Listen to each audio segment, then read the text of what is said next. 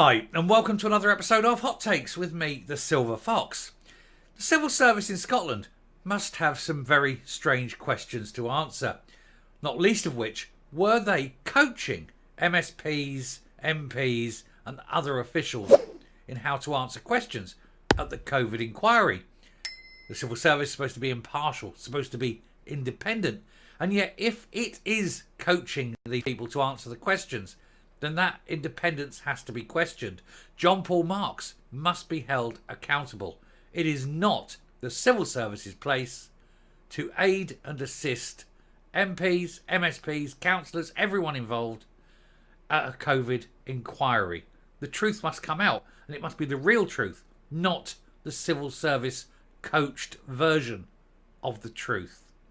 We'll take a look at this to see why it's so shady, it's so dodgy, and why so many civil servants were employed to help sort out this mess well in advance of the inquiry even beginning. It's almost as though they planned it that way. Here goes.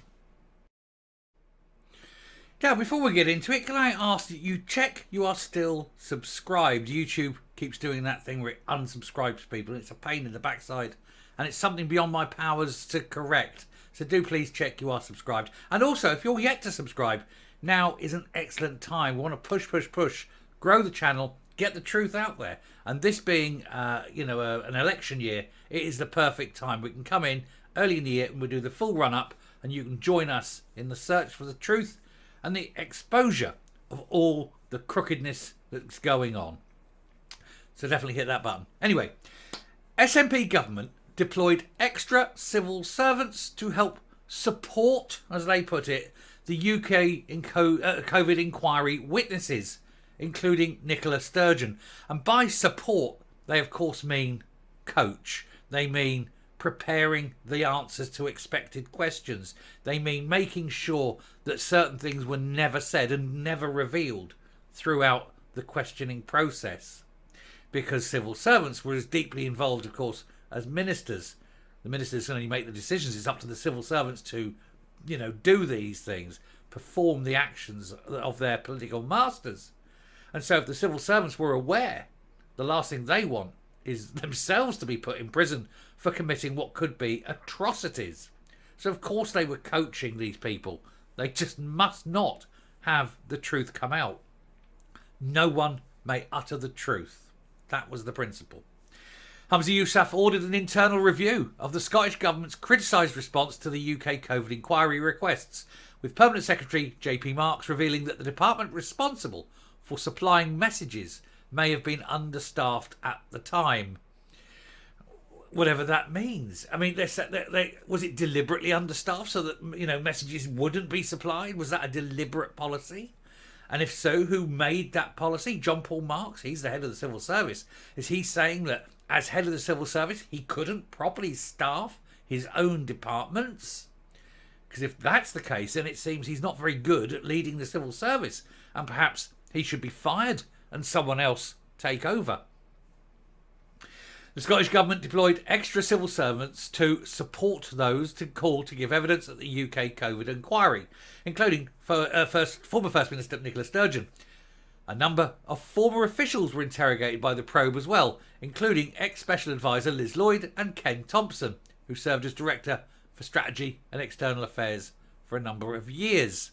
And boy, was there a testimony slightly at variance with the plan when Liz Lloyd especially came up and said that, we were making decisions on WhatsApp, which is totally against what, of course, Nippy said. She denied, first of all, ever using WhatsApp, then admitted when it was shown that she did that, we only used it for background stuff, we never made decisions. And then Liz Lloyd said, look, here's the example of the decisions we made. So it goes to show you can't believe a word, anything that comes out of that gash of a mouth of Nicola Sturgeon. To be fair, I never have. Savvy social media users suggested that some of those called in to testify had been coached due to similarities in the way they answered their questions. Now Scottish Daily Express can reveal that bureaucrats were drafted in to help out witnesses. Why? Why were civil servants being used to coach witnesses if it wasn't to control the narrative and to make sure everyone was singing off the same hymn sheet and that no one gave away anything that could be used against anybody. Let's all get our story straight here, guys. Let's make sure that what we present, everyone's on board, so that, you know, the truth must never ever come out, or we all go to jail. You know, that's the only way you can read this. A letter from the Permanent Secretary, JP Marks, to Humza Yousaf disclosed some of the ways the Scottish Government responded to criticism about the way it handled requests from the UK COVID inquiry. Counsel Jamie Dawson KC publicly rebuked the SNP administration for refusing to hand over thousands of messages from WhatsApp groups and informal chats. It led to both the First Minister and his deputy, Shonee Robertson, apologising publicly for the way it had acted. And the SNP leader claimed that the government had interpreted the question too narrowly. It's not their job to interpret it at all. Their job is to simply hand over everything and let the inquiry decide what is important or not.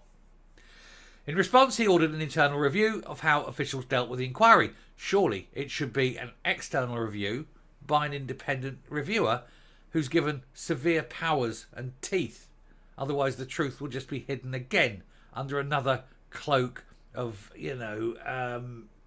corruption, really, for want of a better word.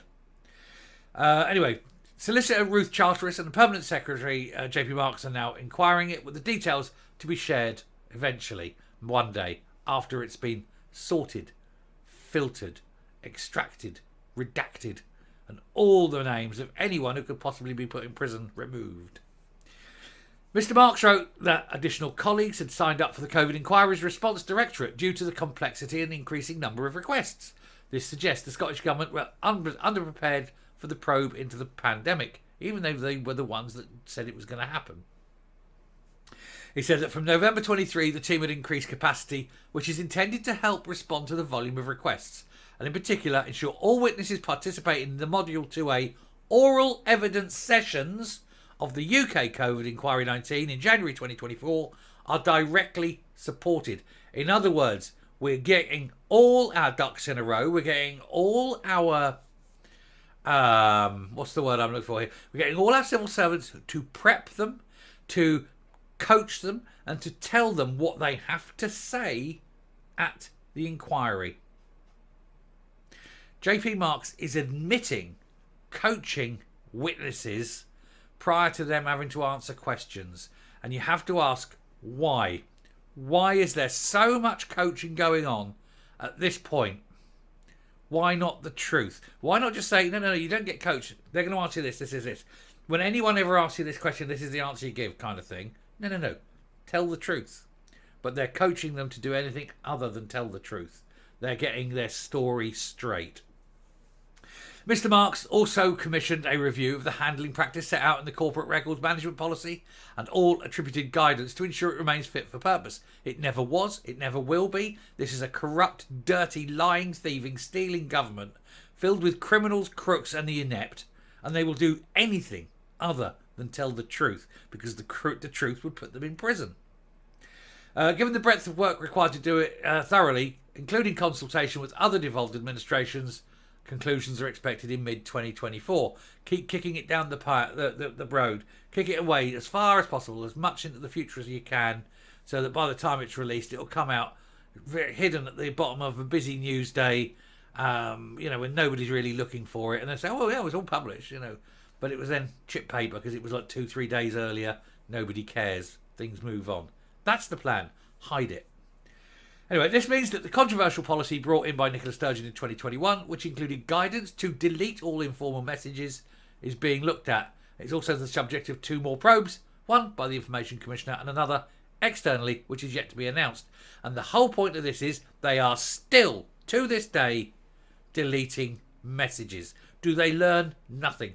Well, of course they're going to keep doing it until they're told not to. They'll delete everything because none of them want to ever tell the truth. And that's what happens when you're led by people like that. Lying people who are untrustworthy, slimy, hidden, corrupt, nasty, racist in his case, toads. Coming up. When the civil service is actually the extension of the SNP and is working purely to ensure that SNP politicians don't go to jail. You have to wonder if that civil service is fit for purpose. And when the leader of it admits that he is understaffed in an area where he knew there was going to be an inquiry and he knew that information would be needed, you have to wonder if that understaffing was deliberate. And in both cases, it seems that the whole of the civil service in Scotland needs replacing, and certainly its senior management need to be replaced and get people in who can actually do the job and maintain an independent, impartial civil service, and not one rife and infested and corrupted by the cancerous tendrils of the SNP. Thank you very much for watching. Do please hit the subscribe button. Really, really helps. Ring the bell, leave a like, leave a comment. Please share the video, and until next time, stay safe, stay well, and I will speak to you later. Bye.